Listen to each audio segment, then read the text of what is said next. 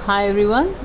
बच्चों, आज हम जो हमारा यूनिट चल रही है determination of income and employment, उसका आज जो टॉपिक हम पढ़ने वाले हैं बेसिकली वो है इक्विलिब्रियम। हमें डिटरमाइन करना है equilibrium of income and employment. तो आज हम ये टॉपिक पढ़ेंगे। तो इस टॉपिक के अंदर बेसिकली हम इक्विलिब्रियम को दो अप्रोचेस के बेस पे पढ़ते हैं। एक है aggregate demand and aggregate supply, second is saving and investment. ठीक है, तो कंटिन्यू करते हैं। तो an economy is in equilibrium when AD is equals to AS. ये आपको पता है, जैसे आपने 11th में भी माइक्रो में पढ़ा था कि हमारा जो इक्विलिब्रियम होता है माइक्रो में, जब हम बात करते हैं वो तब होता है जब हमारी डिमांड जो है वो सप्लाई के बराबर होती है। ठीक है, तो नेचुरल है जब अगर हम मैक्रो लेवल पे पढ़ेंगे कोई चीज़ तो हम एग्रीगेट डिमांड और एग्रीगेट सप्लाई पढ़ते हैं।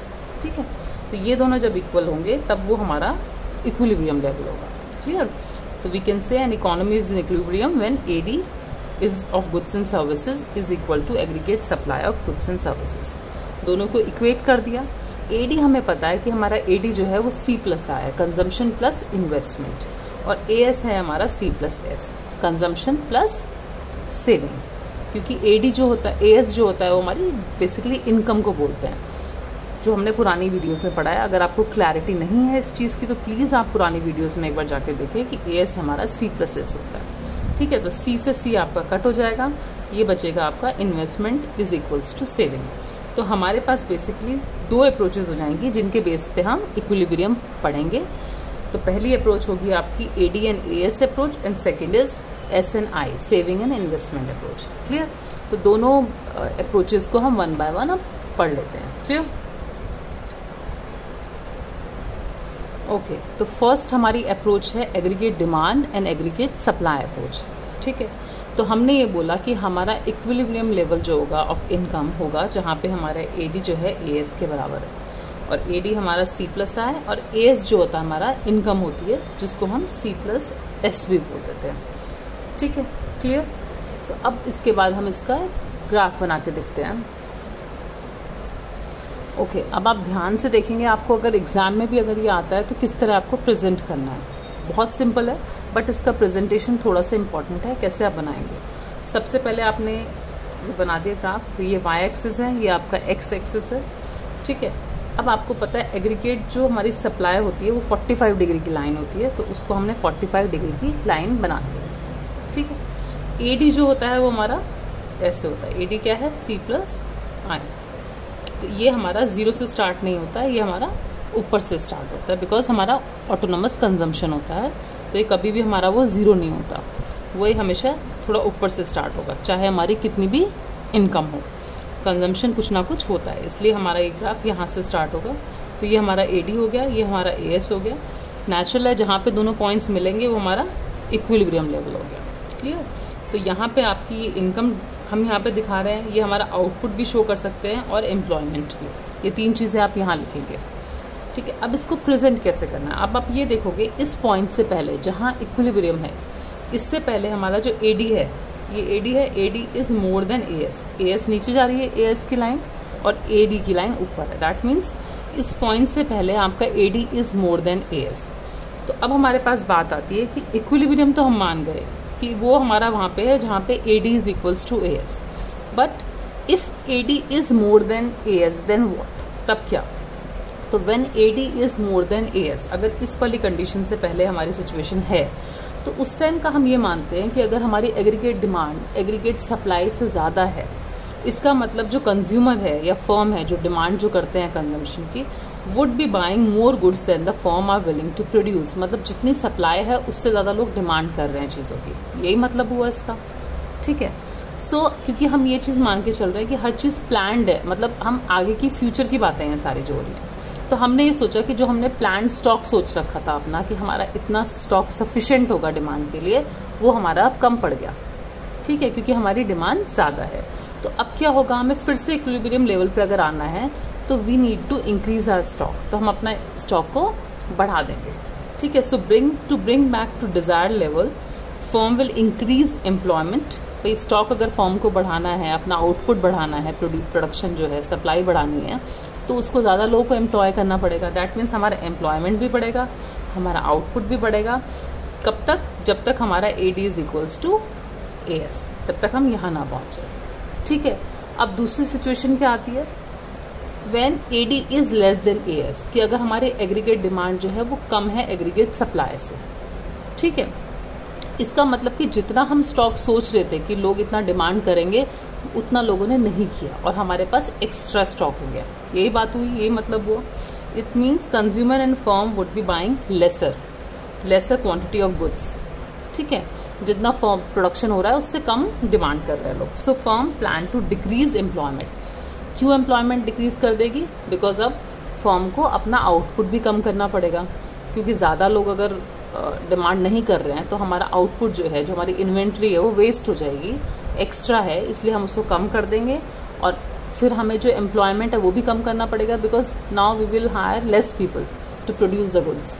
ठीक है, जब तक हमारी इकोनॉमी फिर इसके बराबर AD जो है हमारे AS के बराबर ना आ जाए तब तक। तो ये वाली सिचुएशन है जहाँ पे हमारा AD is less than AS, और ये सिचुएशन है जहाँ AD is more than AS, and this is the equilibrium level.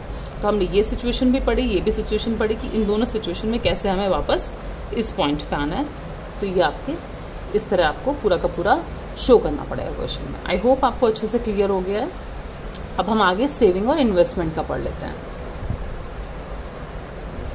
Okay, अभी हम जैसे सेविंग और इन्वेस्टमेंट अप्रोच से हम पढ़ने वाले हैं इक्विलिब्रियम। तो हम पहले बोलेंगे इक्विलिब्रियम जो होगा वो उस पॉइंट पे होगा जहाँ पे हमारा saving is equals to investment. Clear? अब हमें वो शो करना पड़ेगा। तो पहले आप क्या करेंगे, AD/AS का बना देंगे। AD/AS एज जैसे हमने पहले बनाया था, अभी AS हमारा इतना हो गया, AD हमारा यहाँ से स्टार्ट है, जो पॉइंट पे दोनों मिल रहे हैं दैट इज़ इक्विलिब्रियम पॉइंट। ठीक है, इतना आप शो कर देंगे। अब आप क्या करेंगे, नीचे फिर से एक ग्राफ बनाएंगे, और यहाँ पे आपको इतना पता है हमारा जो इन्वेस्टमेंट है उसको हम ऑटोनोमस इन्वेस्टमेंट मानते हैं और कांस्टेंट मानते हैं कि उसमें कोई चेंजेस नहीं होते। तो क्योंकि हम सेविंग और इन्वेस्टमेंट की बात कर रहे हैं तो हम इन्वेस्टमेंट को बिल्कुल कांस्टेंट रखेंगे parallel to X axis. Clear? तो हमने इन्वेस्टमेंट अपना इतना बना दिया, और सेविंग का जो होता है हमारा कर्व वो हमारा हमें नेगेटिव से स्टार्ट होता है, बिकॉज ये हमारा वो पॉइंट है जो हमारा कंजम्पशन के, जितना हमारा ऑटोनोमस कंजम्पशन होता है, ये वही वाली चीज़ है कि हमने अपनी सेविंग से यूज़ करके कंजम्पशन किया था। तो ये it should be equal to this point. ठीक है, तो सेविंग हमारी इसमें नेगेटिव में है क्योंकि हमने उसे कंजम्पशन के लिए यूज़ किया था। तो जितना ये आप यहाँ पे ले रहे हैं उसको सिम एज इट इज़ इतना ही मेजर करके लेंगे, और यहाँ से आप अपना सेविंग का ग्राफ बनाएंगे। क्लियर? और इक्विलिब्रियम आपका हो जाएगा जहाँ पे investment is equals to saving आपका आ रहा है। और ये इसको बनाने का तरीका है कि जहाँ पे आपका E आया है, इक्विलिब्रियम लेवल आया है, वहाँ से आप स्ट्रेट लाइनें खींचेंगे, और जहाँ पे I पे डॉट आ रहा है वहाँ से आप इसको मैच करते हुए चले जाएंगे। आई होप आपको क्लियर हो गया है। ठीक है, तो ये हमारा इक्विलिब्रियम लेवल हो गया ऑफ सेविंग एंड इन्वेस्टमेंट। अब क्या है, यहाँ पे भी आप देखेंगे जैसे हमने AD और AS में देखा था, इस पॉइंट से पहले हमारा सेविंग जो है इज़ लेस देन I हमारा ज़्यादा है, और इस पॉइंट पे हमारा S is more then I। ठीक है, ये आपको समझ में आ रहा है? तो इन दोनों सिचुएशंस को भी हम पढ़ लेते हैं कि if saving is more then investment, अगर इकोनॉमी में लोग सेव ज़्यादा कर रहे हैं और इन्वेस्टमेंट कम कर रहे हैं, दैट मीन्स कि households are not consuming as much as firm expect them to, कि जितना फर्म ने एक्सपेक्ट किया कि लोग इन्वेस्टमेंट करेंगे इकोनॉमी में, उतना इन्वेस्टमेंट नहीं हुआ इकोनॉमी में, लोगों ने सेविंग ज़्यादा की। ठीक है, तो अब क्या होगा, जितना कंज्यूम नहीं किया, सेव ज़्यादा किया लोगों ने। सो इन्वेंट्री जो थी हमारी अबव डिज़ायर्ड लेवल, तो हमारा स्टॉक बच गया, कंजम्पशन लोगों ने नहीं किया ज़्यादा, सेव ज़्यादा किया। तो अब फर्म क्या करेगी, अपना प्रोडक्शन को कम कर देगी, और प्रोडक्शन कम करेगी दैट मीन्स आपका आउटपुट कम होगा, आउटपुट कम होगा तो आपका एम्प्लॉयमेंट भी कम होगा। ये तब तक कम होता रहेगा जब तक आपकी saving should be equal to investment, जब तक ये डिज़ायर्ड लेवल तक ना पहुँचे। ठीक है, ये सिचुएशन है आपकी ये वाली, हमें यहाँ पहुँचना है बेसिकली आपको। अब अगर सेविंग हमारी कम है इन्वेस्टमेंट से, उसका मतलब है households are consuming more and saving less. इसका मतलब लोग सेव कम कर रहे हैं, कंज्यूम ज़्यादा कर रहे हैं। दैट मीन्स आपका जो स्टॉक है, जो आपने रखा हुआ है प्रोडक्शन आउटपुट अपना, वो आपका कम पड़ गया, लोगों ने डिमांड ज़्यादा की, दे आर कंज्यूमिंग मोर। तो firm will plan to increase production until S is equals to I, equilibrium level तक जब तक ना पहुँच जाए। ठीक है, तो बस फिर आपका एम्प्लॉयमेंट भी बढ़ जाएगा, आपका आउटपुट भी बढ़ेगा। क्लियर? तो ये आपकी दोनों सिचुएशंस हैं जो हमने सेविंग और इन्वेस्टमेंट अप्रोच में पढ़ी। इससे पहले हमने एग्रीगेट डिमांड और एग्रीगेट सप्लाई अप्रोच पढ़ी, उसमें भी सेम कंडीशंस पढ़ी। बस आपका इक्विलिब्रियम लेवल के जो टॉपिक है, determination of income and employment का इक्विलिब्रियम लेवल, उसमें यही आपको ड्रॉ करके समझाना पड़ेगा क्वेश्चंस में। क्लियर? तो ये टॉपिक मैंने ख़त्म कर दिया है। अब आपको नेक्स्ट जो मैं टॉपिक कराऊंगी वो आपका मल्टीप्लायर है।